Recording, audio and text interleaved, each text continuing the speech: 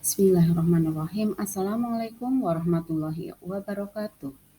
Perkenalkan, saya Tri Mulyani, calon guru penggerak Angkatan 8 dari Kabupaten Karanganyar.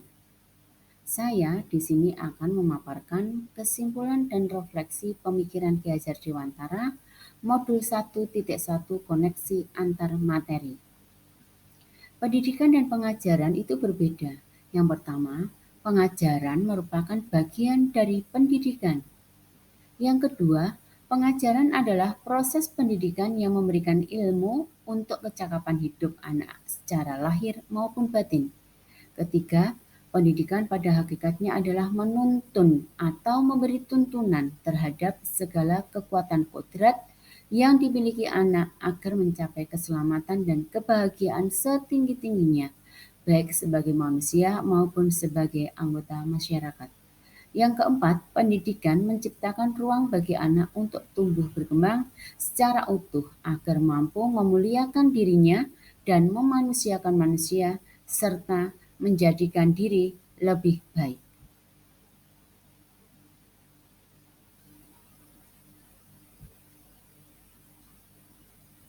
Sebelum mempelajari modul 1.1 yang saya lakukan dalam pembelajaran adalah yang pertama, saya hanya mentransfer materi pelajaran. Saya menganggap ketuntasan penyampaian materi itu lebih penting dibanding memahami karakteristik anak.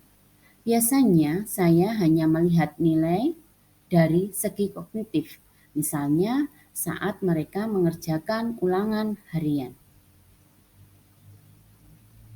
Selain itu, jika nilai anak sudah mencapai KKM, dianggap bahwa pembelajaran itu sudah berhasil. Kemudian anak hanya sebagai objek pembelajaran dan pembelajaran itu berpusat pada guru. Nah, selanjutnya saya hanya meminta siswa untuk menghafal materi tanpa memperdulikan anak apakah dalam belajar itu benar-benar paham. Sehingga akhirnya saya sering mengeluh banyak anak yang tidak tuntas nilainya setelah diadakan evaluasi.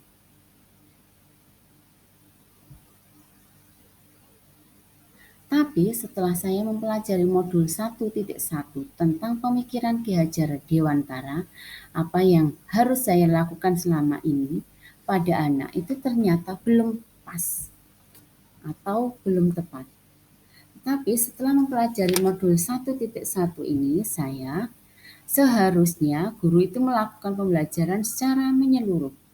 Pembelajaran berpusat pada anak sehingga bisa memberikan kebebasan pada anak untuk berekspresi, berkreasi sesuai minat dan bakat anak masing-masing. Kemudian, guru harusnya jadi fasilitator dalam pembelajaran. Guru harus ikhlas, sabar dengan tulus hati. Guru juga harus memahami karakteristik anak karena setiap anak itu mempunyai keunikan masing-masing. Kemudian memberikan kebebasan pada anak untuk tumbuh berkembang sesuai kodratnya.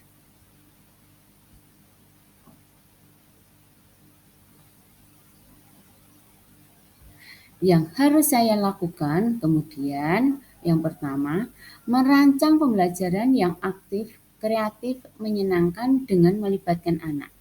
Kedua, menerapkan pembelajaran yang kreatif, kritis, komunikatif sehingga terjadi feedback yang baik di antara guru dan murid. Selanjutnya, pembelajaran maksud kami di sini itu tidak menuntut tetapi menuntun. Sebagai guru, tugasnya menuntun, membimbing, mengarahkan anak didik kita ke hal yang baik, memberikan contoh yang baik, misalnya perbuatan, tingkah laku, tutur kata. Karena kita sebagai guru itu adalah model bagi anak didik kita. Selanjutnya, kita harus bisa mengenali karakter latar belakang anak dengan menjalin komunikasi yang baik. Demikian yang bisa kami sampaikan. Salam dan bahagia Bapak Ibu penggerak. Terima kasih. Wassalamualaikum warahmatullahi wabarakatuh.